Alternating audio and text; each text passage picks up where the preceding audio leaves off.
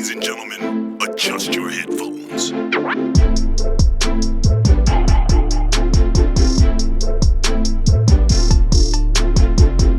Come on in and shut the front door. Welcome to the You Should Know podcast, the news from the antagonist shoes. We're going to look at some of the weird and wonderful stories in the news today. And we're going to look at some of the more current mainstream stories, but with a twist. We're going to look at it from some of the most unsavory characters in the news. So I'm your host, Jaya Amibiri. I'm going to hand you over to my co-host. Yeah, Michael Akadiri. Bro, you said you should know. You should know better. Like, literally, you should know better, my guy. But we here, we live. Whatever, man, whatever. This is like the fifth one. If they don't know by now, then they should know. That's what okay? I'm saying. The people should, they should know by now. They should know by now. Every week. They should know who we are by now. 5 episodes deep, little milestone, more to come. Yeah, there you go. We're legends in this by now. 5 episodes. What's Joe Rogan on? 300 and something? That's nothing. That's it. That's nothing. Come talk to us. yeah. Give me that Joe Budden money. if that's still on the table.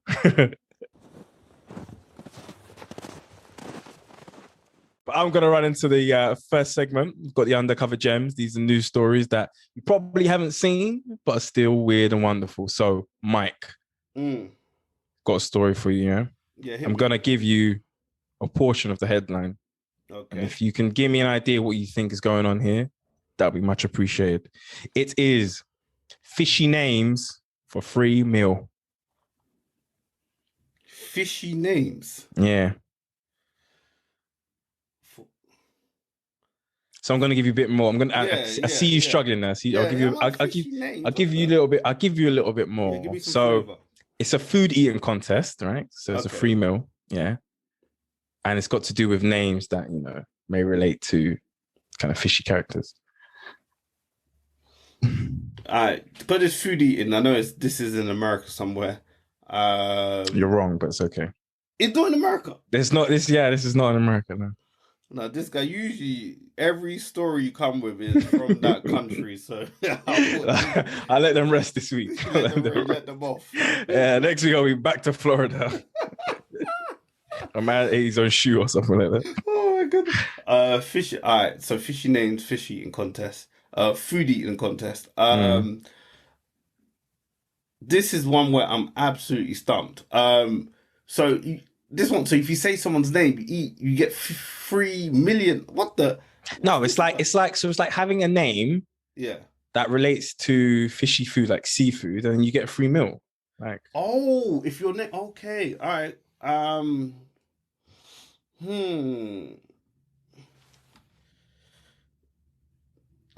There's anyone called Seahorse? I don't know. I don't know, Seahorse, Salmon. Jack Seahorse. Alex Salmon. Isn't that maybe? Yeah, you're onto something there. Not Alex, but you're onto the salmon thing. Alex Salmon. Salmon is very underrated fish. It's very good fish, people. It is, yeah. That is. I don't think it's underrated. But it's very good fish. I think I just discovered it. So if I just discover it, I call it underrated. That's right. What I do. So salmon. Was it? There's cod. There's mallet. No, mallet. Mallet, fam. What is it? It's a mallet, isn't that a hammer? The mallet is a hammer. No, what's that? Matlock. Is it Matlock? Hancock. You name in the cabinet there. Alex Salmon, Man Hancock. Quasi Quarte. You just naming fish. No. I'm gonna put you out your misery because you are struggling. You're struggling. This is a man in Taiwan, okay? Yeah. There was a why are you laughing? Around the world. We have global listeners, I checked the stats. We've got listeners in Papua New Guinea. Okay. Trust me. Global. Papua New Guinea. So shout out to Papua New Guinea. Thanks for listening. Thank you. So definitely. This is a story about a Taiwanese man who was in I think it's a win all you can eat sushi meal. Yeah. For him and his friends. Yeah. It was some promotion by some Japanese restaurant, right? But your name had to have some kind of similarity with like fishy food, okay? So you had to be like, as you said, like Alex Salmon or Kwame Mackerel or whatever. Like you had to have something. Sarah Talapa. Yeah, your name had to have something like that. So obviously these are Chinese, Taiwanese names, isn't it? So the word in Chinese, I think is standardized Chinese, is Guyu, right? Yeah. So his name didn't have that, but he said, you know what? I want this free meal. I'm gonna change my name. What, I'm gonna change what, like legally or just legally. He said legally, I'm gonna change my name. That word that said Guyu means salmon, in it. I'm sorry if I'm butchering that. Anyone who speaks Mandarin or the Taiwanese dialect. So he went and changed his name. Yeah, cool. So now he got his free meal. So he was gassed. He was like, yeah, cool. Yeah. He went and legally changed his name. The only problem was there's a max quote on the amount of times you can change your name in Taiwan. Now he's already done this before. Oh my! Wasn't that salmon that this guy's itching for? What are they putting it? No, but it wasn't salmon before. It's probably like a burger or something. I don't know, because he would have had to change his name so it matched. It matched the ingredients of the meal. So he changed his name, and they went to him. My goodness. They went to him. He went, okay, can I go and change my name? His name is Zhang. His name, I think his surname is Zhang. Yeah, yeah. He went and said, can I go and change my name now? And they said, no, you've changed it 3 times. You've reached the limit. So salmon for the rest of his life. Yeah. If you translate his name, it says Zhang Salmon Dream. That's his name. So he's unable to change his name anymore. He's just walking on road called Zhang Salmon. How much is fish in meat in that country that people have to change their name to eat? This is a 2-day promotion by this restaurant called Sushiro. I don't know what they sell, but man changed his name to get the meal. It must be the happiest son of Taiwan, because I don't see how you're moving like this for fish. He's stuck with the name. If I was him, I would just call up the private president or whoever. Yeah. But listen, I've read all your books. I love the first one. Can you just change the law so I can get my name back? Because he is stressed. That is finished. Yeah, you can't try to flirt with anyone if that's your name. Salmon, yeah, you know? Yeah. Wow. Zhang Salmon. Wow. So look, he's probably on LinkedIn somewhere. Check him out. Give him if you're listening, Zhang. I'll be here for you, man. I'm here for you. We'll probably have to go work at an aquarium or something like that. Just to blend in. That is insane. All right, cool. Shout out Zhang Salmon. My story or my undercover gem this week, the title I've got for you is "To Keep Her Company, Devoted Wife Keeps Ex of Prison Husband." So I want you to guess what X is, but I want you to do it the way. So if you were doing time, what would you expect your significant other to get of you to keep her company? Obviously, I'm not saying that you have a significant other. I'm not trying to spoil your market, but what would you expect them to get of you? What would X be in your circumstance? So I'm in jail. You're in jail. You're doing a 10-year bid for doing a madness. I don't know, maybe stealing salmon from Morrison or something like that. This 2-day promotion must have been serious. You ran out, so you ran and stole salmon from the fishmonger at Morrison's. Yeah, and then you're in jail now. Your significant other is like, I miss Junior so much. I need to get something to remind me of Junior. What would that thing be? One item. One item that she always needs from me. Well, it could be of you, from you, just one item that she's going to get that's going to be like, all right, this is going to remind me of Junior. Boy, I don't know, like maybe a chain or something. Maybe a chain.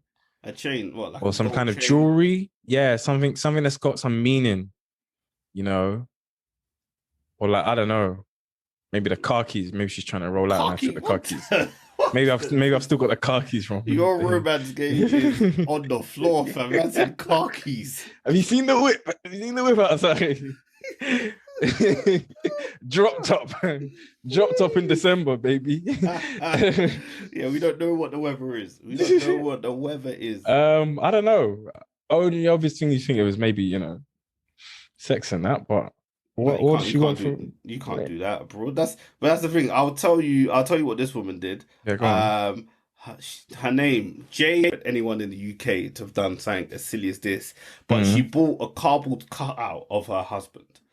So she brought one or bought one. She bought one. She got one ordered online. A cardboard, a live size, 6 foot whatever cardboard cutout of her husband. And she did that so she could literally sleep with him over Christmas. So there's What, sleep with the cardboard cutout? Yeah, so she's in bed. There's pictures of her in bed lying next to the cardboard cutout of her husband, did it? So her husband is doing 10 years for burglary and identity theft, and he's due out in 2024. They got married a few years ago, and guess where they got married? Guess where they found each other? Sorry, guess where they found each other? In a casino in Nevada. They were stealing money from the slot machine. That's what sound like a modern day Bonnie and Clyde. No, she met him. He was already in prison, so he'd been in. He was already in prison. Yeah, How did they meet then? On a Dinner lady. No, come off it. Dinner lady giving him his gruel. Was she a prison guard? No. She met him on a prison dating website. There's a prison dating website. Yeah, it's called Loyal I've Lifers. heard it all now. What's the point? What's the house things? Yeah, you know, I owe myself 23 hours a day. When you out, boy, I'm serving 2 life sentences. What kind of website is that? No, and obviously, I think they've got the slogan, at least you know where he'll be. So It's true. You can't say that about a man that's free. It's true. No, you don't know. Maybe she'll have a serial cheater before, and you know this gives her the reassurances she needs, in it. You know, So a serial cheater to a serial murderer. I see. that is it. the Maybe. But then why the cardboard cutout? No, she physically missed him. So she went and got. She should just. That's the She should have just got a mop and a laptop and had it on Zoom. That's what she should have got. That's what she should have done. Then she would have actually seen him. Cardboard cutout. What year is it? And the thing, like, I think on the flip side, obviously, I just don't know how the single men in Florida, if you're listening, Florida, of course. How do you feel? Like, I just don't understand. Like, this woman, she'd rather spend she's in her 30s, so her good years with a man behind bars over you. That's free. And You say that though, but that's a thing though. I was watching, it was a documentary on Netflix. It was some murderer one. This guy, he didn't do the first one. He definitely did the second one. And this woman watched the documentary, I think, and was like, oh, I want to marry him. So she married him off that. So I think there's an attraction to people who are behind bars. Charles Bronson, he had a couple wives and he was in bin. That's true. There is. I've seen documentaries like that. There is an attraction. But still, obviously, I'm not a woman, but I just don't understand. How can you prefer to have a man that you can send nudes to, but you can't get nude to? You know, it's true. It's true. That's a bar. That's a bar right there. Jeez. Academical chemicals back in the business. Writing. Back in business. You wrote that your little brother. I'm with the pen, you know. I'm with the pen. I prepare. Grind daily, Suko. Come on. They need to invite me for a little cipher. But you know, single men in Florida, step your game up, man. You got women out here buying cardboard boxes for men that are behind bars over you. I wouldn't have it personally. I wouldn't have it. But that's a shame. There we go. That's a real damn shame. But now let's move on to the main segment of the pod. This is the You Should Know Better segment. This is where, in turn, one of us will summarize a news story from the past week, and the other has to consider that same news story from the antagonist's shoes and ask themselves, should they have known better? So I'll go first. Obviously, this week, I'm sure you would have heard it. It was going big last week, Friday. The Home Office expenses expose. So last week, the Byline Times. I don't know if you've heard of them before, but if you haven't, they are a news website that hope to report the news the mainstream media aren't reporting. And they came out and they said that the Home Office have claimed last calendar year 162,262,000 pounds on very questionable expenses. So the Home Office Twitter account came out with a violent defense, which I won't go into because I've got Junior here who's going to slide into Priti Patel's size 4 stilettos and explain what the hell was going on with her department. So Priti Patel Junior Priti Patel, what the hell was going on? Wait, how much? What was the final amount? £124,262. Damn, to the pound, you know. Jeez, yeah, that's it. All right. All right. Cool. Over what period was this? 2001 calendar year, 12 months. All right, cool. All right. So I'm Priti Patel. I need to kind of defend this. All right. Well, Well, all right. Let's start from the beginning. What were the expenses? Let's break it down. Give me a breakdown. Give me a breakdown. All right, we'll go. I'll go light on you. So £849.50 spent in Sports Direct. Sports Direct. Sports Direct. Yes. Well, clearly, I was just trying to help my boy, Mike Ashley. You know? Yeah, of course. Listen, obviously, unfortunately, for those who can't see, because you're probably listening to this on one of our audio platforms, but for our YouTube viewers, I was just helping out my boy with a Sports Direct mug. So, yeah, Mike actually called me. He said he'll get me free tickets to the Newcastle Prem game. And I thought, you know what? Tickets are free anyway. Come on. To be honest, they're probably going to be the championship now, so I don't know how much they're worth. But I went down there, I bought a couple mugs. You know, I felt sorry for my guy. He's losing his money during the pandemic. Got to help him out, innit? And I bought some gloves, a PPE. So you were helping out your friend Mike Ashley. Okay. I was helping him out, yeah, during the pandemic. They had some gloves. Okay. Hancock was looking for gloves. They had some gloves. Then we got the gym ones. They work just as well. So I helped. Yeah, that's where the money went. Next one. Gloves and mugs. Okay. All right. So apparently £2,022.64 in Neptune Q, which apparently, and you can tell me if this is true, Priti, is an electronics store in Albania. Yeah, I remember that one. Yeah, I got these guys in to come and fix my house. Fix my house. Yeah, and they were originally from Albania, so I said I'll buy some of their equipment. That's all that was. I mean, I say my house, I really mean the people's house, the home office. It was the home of the people. The home office. So that fee wasn't even for me. That was for the rest of the country. Okay, so that one I've got the receipts for that one. So you can move on. Helping Priti get there in more trouble. I'm explaining where the expenses come from. That these people fix it. I want to bought some of this stuff. Right. Next one. That 2K was light work anyway. All right, I'm stepping up now in Primark. £5,415.90. Come on. I didn't know Primark had that much in stock in one store. So this was around about before the third lockdown. So obviously I had to get the Christmas shopping in September. For the family. Yes, for the family. You have to do stuff early. I was dealing with all these protest bills and stuff like that. So I need to get this stuff early. So I was obviously buying clothes to the family, Primark, nice and cheap. I had to grab a couple. How many family members have you got? That's a lot. Listen, I've got family in the UK and also in the subcontinent of India. So it's a big family. So I had to make sure that the family you deported? Listen, I got my fee for that anyway, so it's fine. So anyway, I was in Primark. Same with Sports Direct. I was helped. They had gloves, they had masks, ski masks, but they still work. So listen, it's not a problem.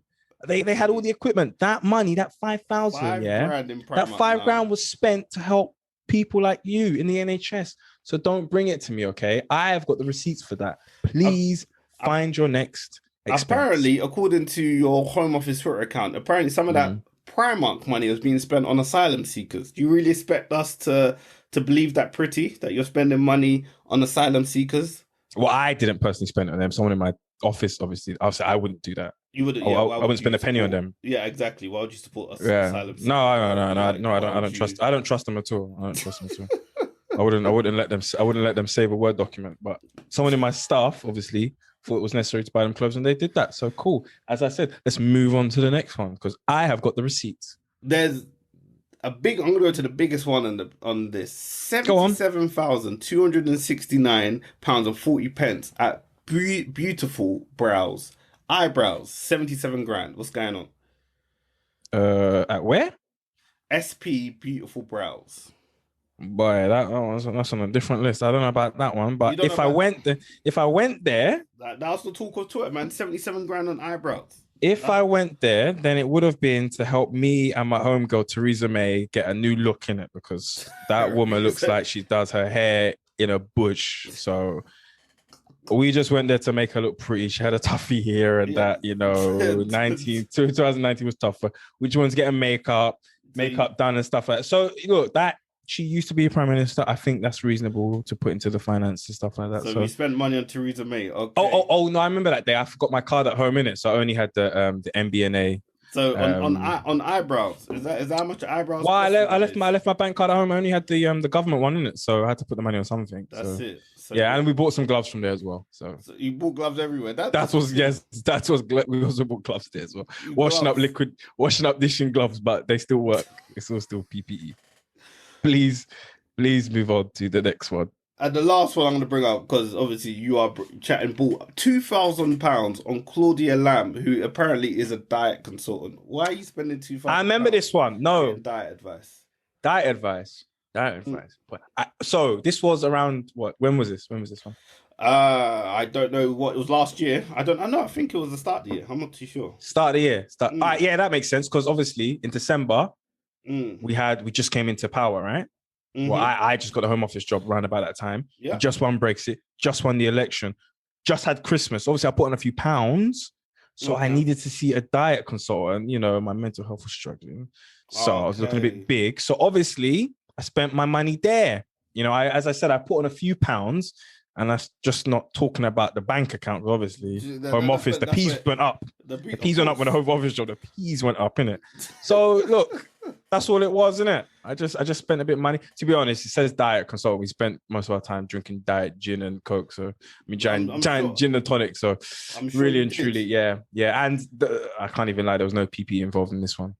I doubt there was. And obviously I know Pretty you didn't want to. Yeah, I had to stay looking pretty. Jeez. But obviously, I just have to let you know, Grime MC Skepta is very, impressed with your new physique. So I know you felt self-conscious, but Skepta is a big fan. So, never heard of him. But fine, okay. You gave your defense. It doesn't explain. I don't think you explained anything. You just said you bought gloves. You spent 100 grand on gloves.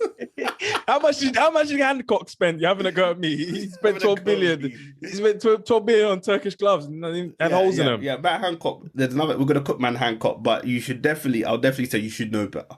You should. Priti Patel. You should know better. If that's your verdict, then fair enough. That's my verdict. So what about what have you got for me? What have you got for me? Well, looking in the news, one that's close to all of our hearts, and a tag that I think every person of a minority ethnic background holds dear to themselves is the term BAME. Okay? BAME. We all love that term. It's a favorite term. I love being called BAME. It encompasses. No, it doesn't. Of course not. Boris Johnson has been told to scrap the use of the word BAME, as critics brand it as unhelpful and redundant. So according to the Daily Telegraph, there's been a proposal, there's been a new commission, the race and ethnic disparities or something like that, are basically looking at renaming the BAME label. And they've got in a very actually kind of controversial figure, that guy called Dr. Tone Sewell, I think Siwa actually. And he actually got some criticism because he said the existence of, and I'm quoting him, he said the existence of institutional racism is flimsy. Yeah, so I don't know where this guy grew up. Get him out of here, man. Get him out. I don't know where this guy grew up, but that's his take on stuff. So obviously, BAME is a word that we all get lumped into. If anybody doesn't know, it's what is it actually? Is it black? Is it black and black, minority Asian and minority ethnic? Black, Asian, and minority ethnic groups, and so we all kind of get lumped into that. And there's this whole battle of whether it's fair. Does it make sense? Does it really represent everyone to be lumped into that? And so I think, looking at this, I'd put you in the shoes of one of these MPs or someone on the select committee. You know, you're middle-aged white woman. I'm going to switch up this time. Okay. You're the MP of Devonshire Wells, nice rural, safe seat. Cunch. Yeah, down in Cunch. I obviously made that seat up. I have no idea if that place exists. But you're down there and you're quite, you've been hearing this term for a while. You're quite comfortable with it. Of course. What's your take? Do you hate it? Do you like it? Do you want it to remain? Do you care? Quite frankly, I don't see what the fuss is about. It's an opportunity for one is an opportunity for all. And let me just say, you don't get goodness gracious me without Desmond's. You don't get Desmond's walk. Yeah. So goodness gracious me could run. And I've always built off the principle that there's strength in numbers, and we are in a democracy after all. So I just don't understand why they would want, and I say they, the BAME community, why would they want to make themselves smaller by splitting up? It doesn't really make sense to me. I have to be honest, not that I listen to any of that Shaka Zulu music, but years back, I do remember there was this Yeah. Asian chap. His name was Jay Sean. And when he was I popular, think, yeah, go on. there was harmony between the blacks and the Asians and other minorities. So since he's gone off the boil, there appears to be all these factions. And, maybe he needs to make a comeback. I don't know. Maybe Jay Or one extra. needs to come back and unite the blacks and the Asians. Because maybe this is where the problem's coming from. I don't know. Matt, What was that accent? What was that? What was that? Why did you turn into some? this is my David Dimbleby, my 60-year-old plus accent, and I've been working on it in my spare time, as you can tell. And Clearly. I'm not buying that. I am not buying that one bit. Okay. Last call for defense. Go on. Matt Hancock, my colleague, said it best. He said it best. He was in an interview one time and they questioned him about the number of the black people in the cabinet. Yeah. And to help the blacks out as they're struggling to get in, Yeah. he said, well, if you consider BAME, there's two BAME in the cabinet. Rishi Sunak and Priti Patel. When you get rid of BAME, you lose that claim to fame. And that's my last defense on this. That's your defense, yeah. So I think they said to him, so are there any black, I think they actually said to him, are there any black people in the cabinet? Yeah. He said, what, if there's BAME, we've got two Asians, what do you want? What do you want? He's like, what do you want? We've got two agents in there. Yeah, two BAME. fucking hell, we've done our bit. What are you saying? He also said we had diversity of thought in it. So he said, look, we don't need black people. We've got people that think black. So, he's that's what they say. He's a mess. Yeah, that's what they say. They really don't. They really don't. Some of you, the black people that they're getting in there, they don't even know what it means to be black in the country. So yeah. That's a different kind of fish. But there is a part of that I do agree with. Just a small part. And what, the Jay Sean bit? No, of course not. That was no, absolutely not. But a bit about, it's kind of to do with, when you're, dealing with lists and trying to categorize people. Okay. So BAME works because you kind of lump everyone together. It's quite easy, isn't it? Yeah. Cool. And I wouldn't complain, if that was on like the census, for example. Because I look at the census, it's not bad, okay? It's like white English, white something, that's fine, yeah, cool. Black African, black Caribbean, that's enough. I don't need no more than that. If I click in and it says black Senegalese, black Mozambique, black Papua New Guinea, I ain't got time for that. There's too many on that list. So that's the only time I would agree when it makes it short of me to do my census. But barring that, no, BAME makes no sense. You even get, the problem is when you lump people like that, you sometimes get some people from the Asian community that are probably not naturally. If you look at the statistics, most of them are at a higher economic status than black Africans or black Caribbeans, right? And the problem is that if you lump us all together, then you're not actually looking at the needs of each individual group. Of course. So it makes it more difficult to isolate which areas need more social help than others. And I think that's where it kind of falls down. But of course, no, 100%. And yeah, that's you say, if you just generalize and you fail to help those who most need it, and every minority's needs and wants are different, and you need to be able to address that specifically. And are you still being the woman, or no? I'm being myself now. No, that woman hasn't got a clue, bro. I don't know how she heard about Jay Sean, but there we go. Capital One Extra was it? What was that show? Underground what? What was it? I can't remember. Fam. They used to play that. They used to play that mashup with Eminem and that. What was that song? Meet me at the. I used to bang that on Sky. I used to put it in my Sky digital box. They used to flip it to the radio. I used to flip it to the radio. They used to. I forgot what it was. I can't remember what it was. But I think it's Capital One Extra. Baby, are you down? Cheers. Shout out Jay Sean. Jeez. Yeah, shout out 09. Jeez, yeah. 09. Big up. Bike was off the chain. But no. In truth, obviously, you need to be able to address people directly, and so you can address their needs directly. And lumping everyone together is absolutely ridiculous, and it doesn't achieve anything. And I cringe when people use that term to me. I don't respond to it. It doesn't mean anything to me. It doesn't mean anything to me. So the sooner they get rid of it, the quicker it will be, the better it will be. And I just don't understand. We've been saying this stuff for years. Why has it only come to the government's attention now? I don't know. And I also hope that it doesn't detract from this report that Commission's meant to deliver. I think they're meant to deliver a report which has been delayed for months. So hopefully there's actually something of substance, and this shouldn't be. I know this is the headline news, but it shouldn't be the main conclusion. If that makes sense. Well, it's a nice catchy line, but I think this was all born out of the wake of the George Floyd murder, in it. So, Of course. So ultimately, I think I'm just going to leave everyone with a rhetorical question here. David Lammy obviously was looking at this. They interviewed him, and he said, "Yeah, we need to replace it, but what with?" So that's an open question to our audience. What should we replace BAME with? Right?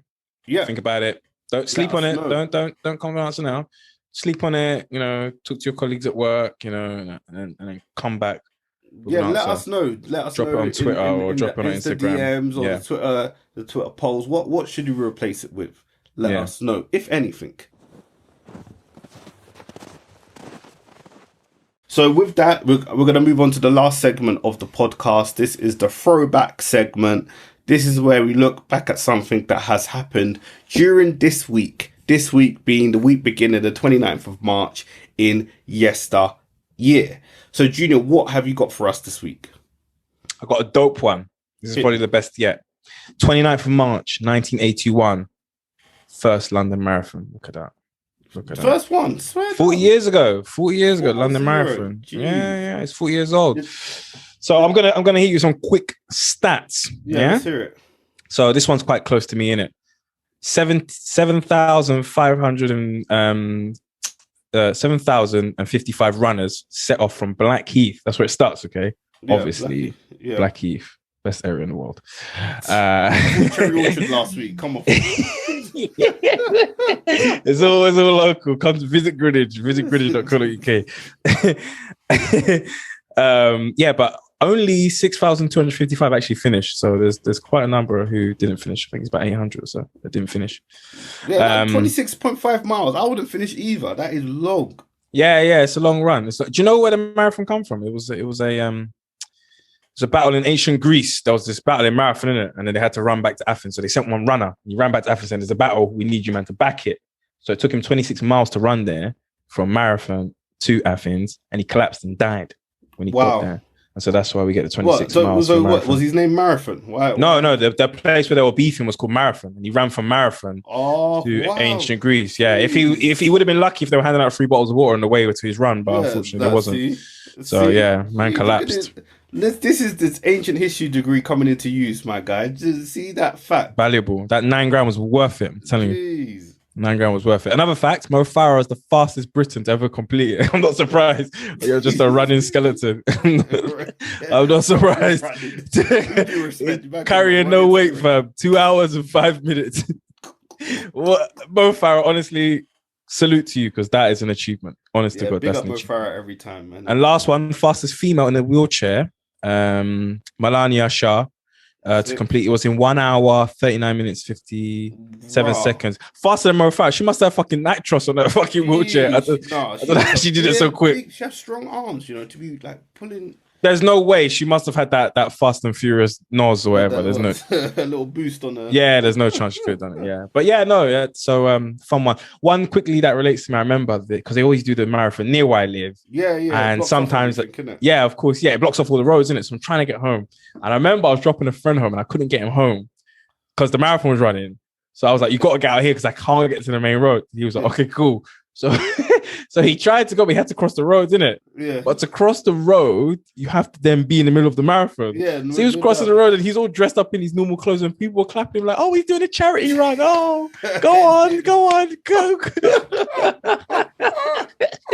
Then he ran a little bit and ran onto the other side of the road. I'm going direct across. I'm not trying to jog. I'm not going into it jogging foot. I'm going direct. No, but there's thousands of people, so you can't just like, excuse me. You've got to like run. But he's wearing like Air Force Ones. He's greasing up his Air Force Ones just to look rude. Dedication. I respect it. Yeah, I respect it. No, that's a good one. My throwback, throwing it back to the 1st of April, 1976. That is the exact date. The two Steves, Wozniak and Jobs, founded Apple in Jobs' parents' garage, and 45 years on, it's a $2 trillion company with a market cap larger than certain countries' GDP, such as Italy, Canada, and Brazil. And it's not really a throwback, it's just more of an affirmation that we start small, but you dream big, and you want to hopefully leave a legacy on this world. Steve Jobs passed away some years ago, but his legacy lives on and will continue to live on. And we hope this is the case for this podcast. We hope it's the same for all of you listening at home, with whatever endeavors mean something to you. And on this positive note, I'm just going to end the podcast, man. I'm feeling real positive. So enjoy your week, people, and don't do anything that will make us say, what, you want to... Oh, man, I was in my groove there. But hang on. What Wozniak? He's still alive. Like, why are you focusing on... Is he still at Apple? Of course he is. Why are you focusing on Jobs for? Jobs is the pioneer. Obviously, Jobs is the one. Yeah, besides Wozniak. But yeah, you just got his money in it. He's a billionaire. Don't give him no credit. Apple don't give him no... They want to put Tim Apple in charge, as Trump says. You should have put Wozniak in charge. Apple... Tim Apple. that guy, he said, I call him that to shorten the name, you know. That whole thing. The company needs to change its name to Wozniak Apples. All right, that's my last piece. Wozniak is a billionaire. He doesn't need, or he's not gonna feel type of way about this. But shout out Steve Wozniak, legends, pioneers. Shout out Steve Jobs, rest in eternal peace. And yeah, man, you people enjoy your week. Don't do anything that's gonna make us say, you should know better. Take care, people. Peace.